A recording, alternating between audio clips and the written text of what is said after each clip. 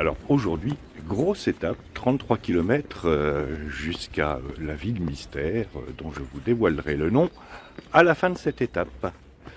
33 km. Bon, le temps s'annonce clément, donc ça va. La cathédrale de Cahors avec ses deux coupoles me fait immanquablement penser à un transporteur de gaz naturel liquéfié. Ces gros navires qui transportent le gaz naturel. Sauf que la cathédrale ne transporte pas de gaz naturel, uniquement de l'eau bénite et éventuellement du vin de messe. On n'a jamais vu une cathédrale flotter. Voilà, c'était la minute maritime de cette étape.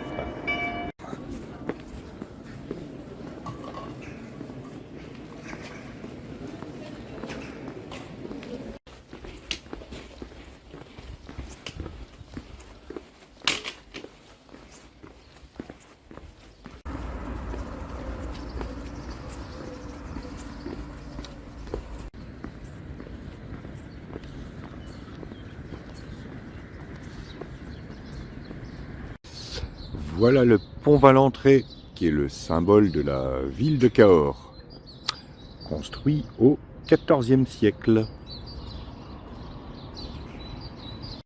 C'est autre chose que le pont tournant à Cherbourg quand même. Alors selon la légende, le diable vient toutes les nuits enlever la dernière pierre mise en place par les maçons. Et c'est pour ça qu'il y a cet échafaudage. Échafaudage permanent, ça évite de le remettre en place tous les jours. Malin ces maçons quand même. Hein. Voilà, c'était la minute historique de cette étape. Et forcément, pour changer, il va falloir grimper.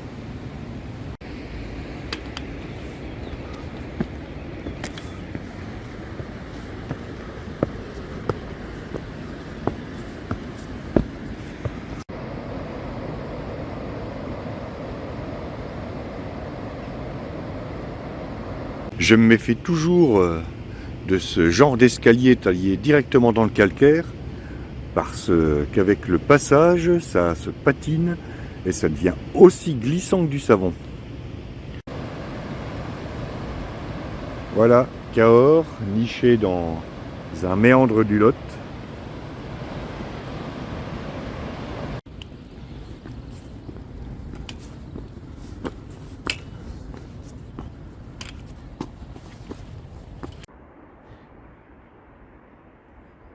Chouette vue, non?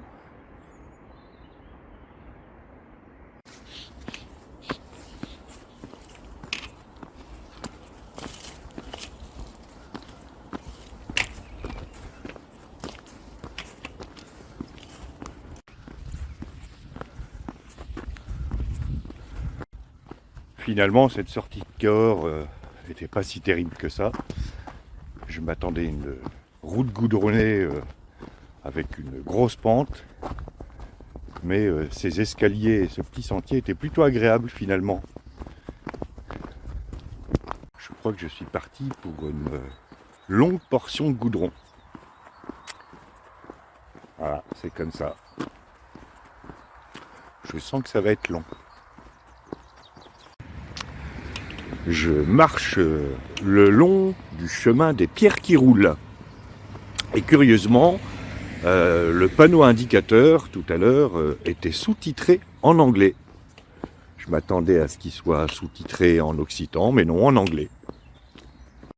Sachant qu'une grande partie du sud-ouest appartenait à la couronne anglaise au XIVe siècle, je me demande si certains sont tenus au courant des actualités.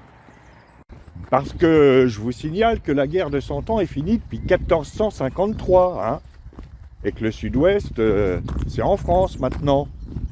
Voilà, c'était la minute rappel historique de cette étape. D'ailleurs, attendez-vous à entendre parler de la guerre de 100 ans dans les jours qui viennent. Guerre de 100 ans que je suis en train de réviser. Et oui, je me cultive. Je bois pas que des coups au bar quand même.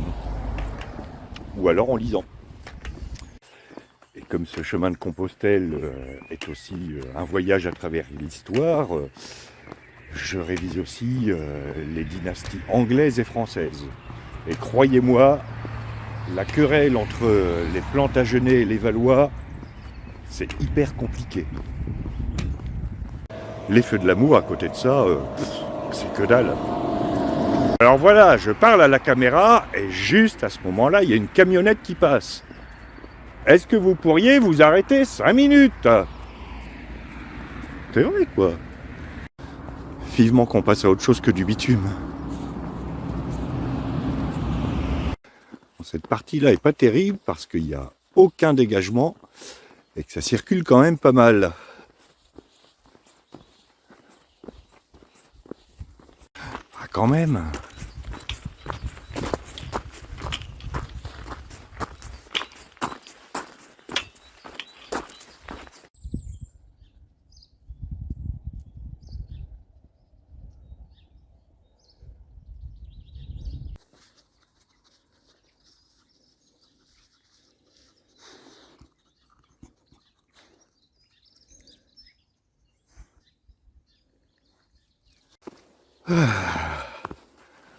Enfin, après cette longue partie bitumée, je retrouve un chemin. Mais pas de vaches, pas de cochons, pas de moutons, pas de chevaux, rien. Rien du tout.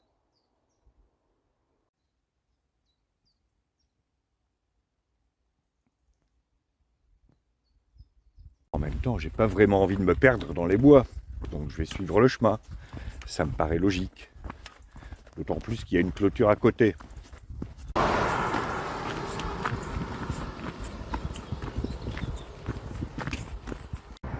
Alors, si j'ai bien lu le profil, la montée juste en face de moi devrait être la dernière grosse montée de cette étape.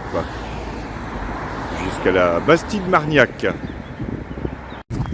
Et normalement, hier, c'était à la Bastide Margnac que j'aurais dû m'arrêter, et pas à Cahors.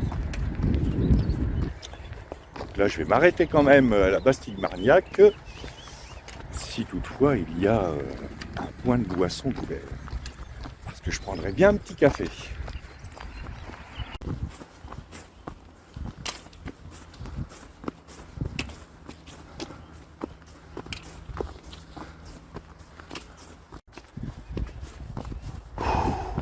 Quand je vous disais qu'ils ne connaissent pas les virages ici, c'est tout droit. Donc forcément, la pente est plus importante. Enfin, c'est pas la face nord des Grandes Jorasses non plus, hein. Je viens de voir une biche traverser le chemin devant moi.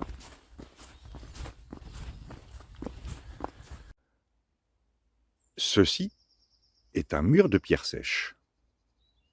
Ce qui change en revanche avec ce mur, ça n'est pas du basalte noir, ça n'est pas du basalte alvéolaire, celui qui donne une couleur légèrement rouge au mur, ça n'est pas du granit du Gévaudan, ça n'est même pas du schiste acéricite, ni du grès permien. C'est du calcaire, oui, du calcaire. Calcaire qui, je vous le rappelle, est une roche sédimentaire. C'est pour ça qu'il a une couleur grise. Je rappelle que les taches vertes ne sont pas de la pierre, mais de la mousse. Une autre différence aussi, et celle-là qui ne me plaît pas du tout par rapport aux autres murs, c'est que les pierres du dessus sont mises un peu n'importe comment. Elles sont où mes pierres en clavade? Voilà, c'était la minute mur de cette étape.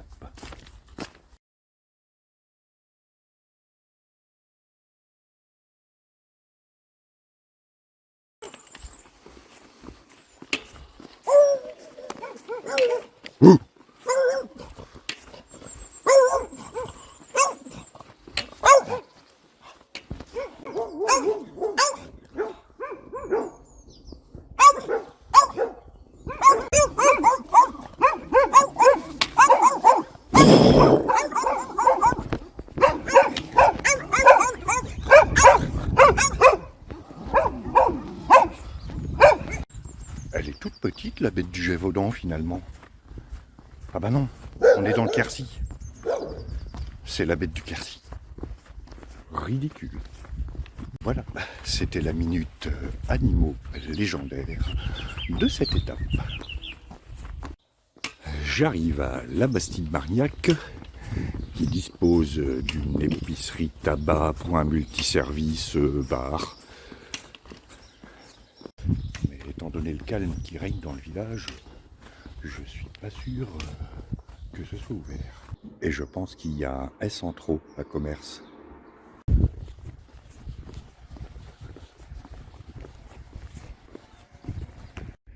Hurrah, c'est ouvert.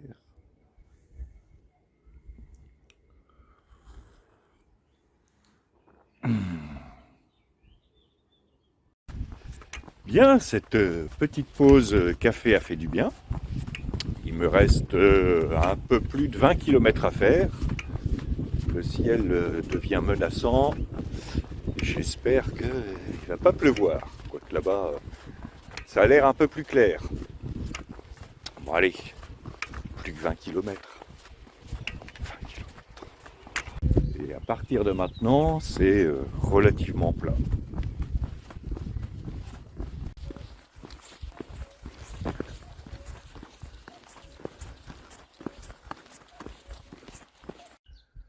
Ceci est un champ de Brassicanapus. Et à quoi sert le colza, me direz-vous? Tout simplement à faire de l'huile ou des agrocarburants, ce qui est quand même moins bon à boire. Voilà, c'était la minute agriculture de cette étape.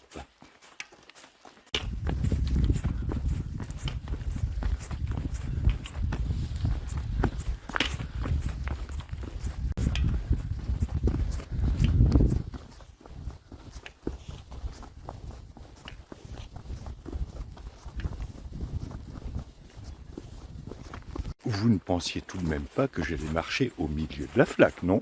Il y a une voiture qui vient de passer à côté de moi. Et je me suis pris les odeurs de gaz d'échappement dans le nez.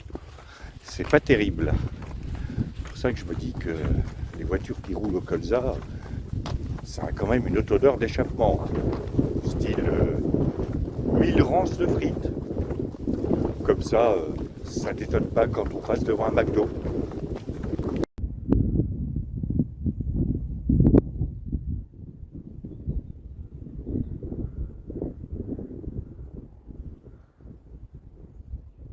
Cette image de champ vous était offerte en guise d'interlude par la chaîne Arte. Bonne nuit, si vous vous êtes pas endormi avant. Voilà, c'était la minute moquerie gratuite de cette étape.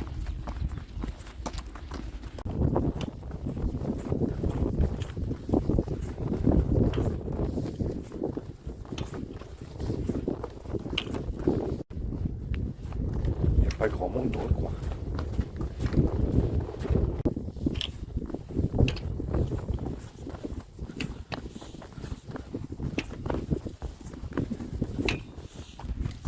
C'est marrant parce que sur ce plateau venteux, je n'entends plus de bruit d'oiseaux, à part 2 ou 3 corbeaux de temps en temps.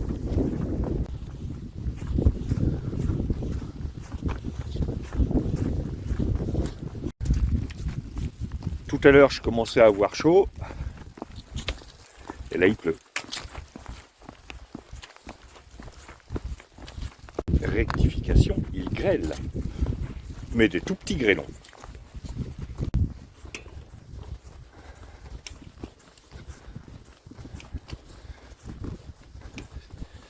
Tiens, un petit bois de pin.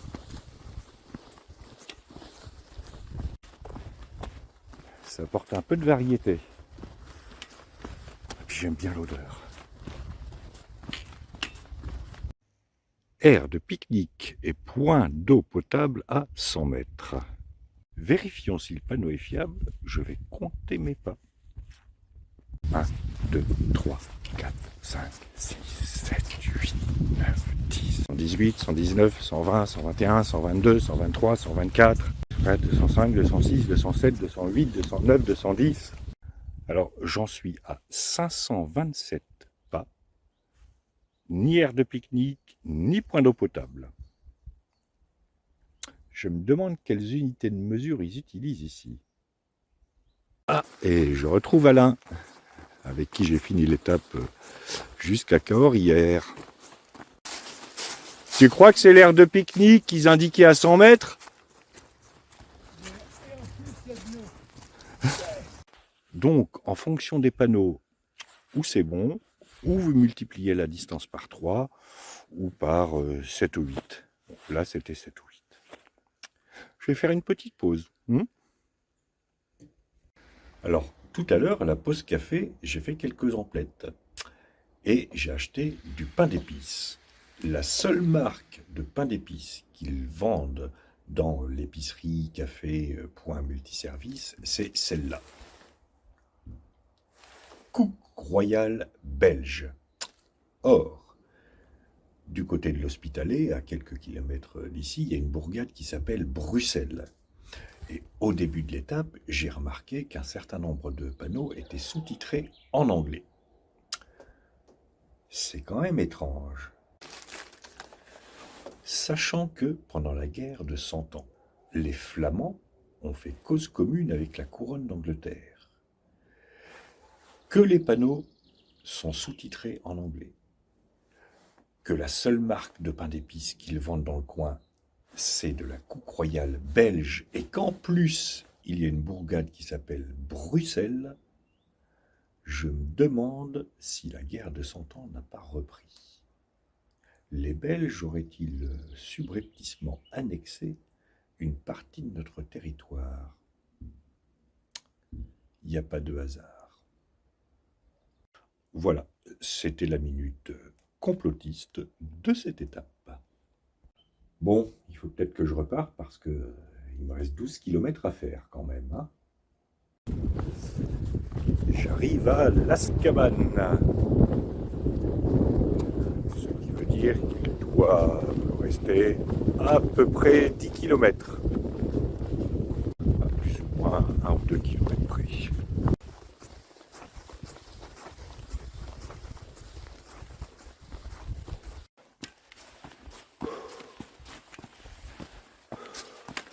C'est le problème quand on fait des pauses trop longues, c'est qu'après, c'est toujours difficile de repartir. Surtout quand il y a un petit raidillon. Mais bon, il est sympa ce raidillon.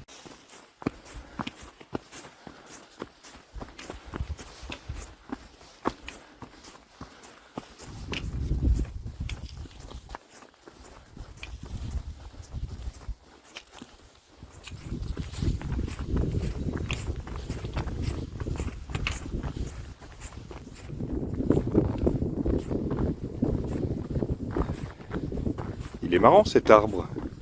On dirait presque un candélabre.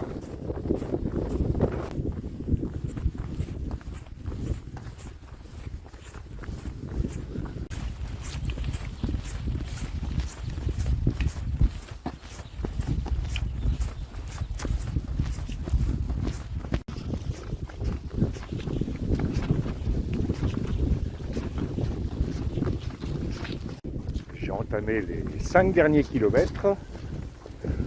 Ma foi, pour l'instant, sont assez sympas. Le vent s'est levé. Comme il y a des nuages, l'air rafraîchit.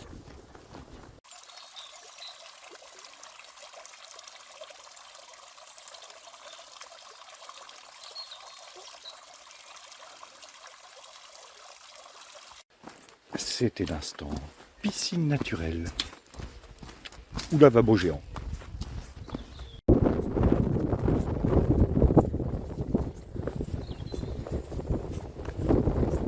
Et voilà, je suis arrivé à ma ville étape.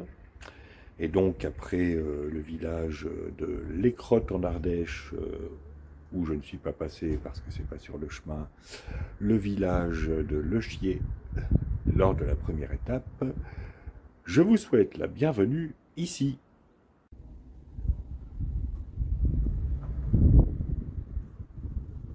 Voilà, je pense qu'avec ces 3 localités, on a le combo ultime. Bon, alors c'est pas tout ça, mais il faut que je trouve où est mon gîte. Ouais. Mon gîte est situé dans mon cul. Ce qui veut dire qu'il n'est pas très loin. Voilà, voilà, voilà. Bon, ben je vais y aller, moi. Pom, pom, pom. En tout cas, ça a l'air d'être un très beau village.